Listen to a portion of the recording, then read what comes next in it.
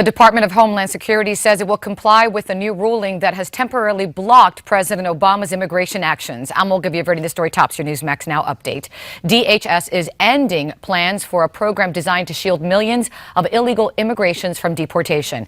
The announcement comes just a day after a federal judge in Texas temporarily blocked President Obama's executive orders on immigration. The Justice Department plans to appeal the ruling. Ashton Carter becomes the Obama administration's fourth Secretary of Defense. I, Ashton Carter, do solemnly swear. Vice President Biden performed the swearing-in duties this morning. The new Pentagon chief says he's committed to building a military force for the future. That involves not only securing the resources we need, but making sure that we make the best use of the taxpayers' dollar. Carter served as Deputy Defense Secretary from 2011 to 13, and he was the DOD's chief weapons buyer before that. Democratic Senator Claire McCaskill leaves Cuba after a 4-day trade mission and is hopeful about doing business with the communist-led nation.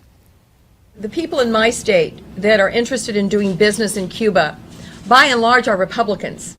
The Missouri senator believes her state's business and agricultural communities can help make trade with Cuba a bipartisan effort.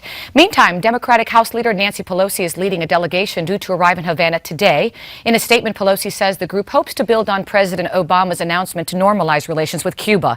Many Republicans, as well as Cuban-American Democrats in Congress, are opposed to changes in U.S. policy without seeing proof of Democratic reforms first. AIDS researchers identify a new strain of HIV in Cuba and say it could become resistant to treatment. According to the Miami Herald, the virus can become full-blown AIDS in 3 years if it's not detected. A disease specialist at the University of Miami told the paper that similar strains might pop up in South Florida due to its proximity with Cuba.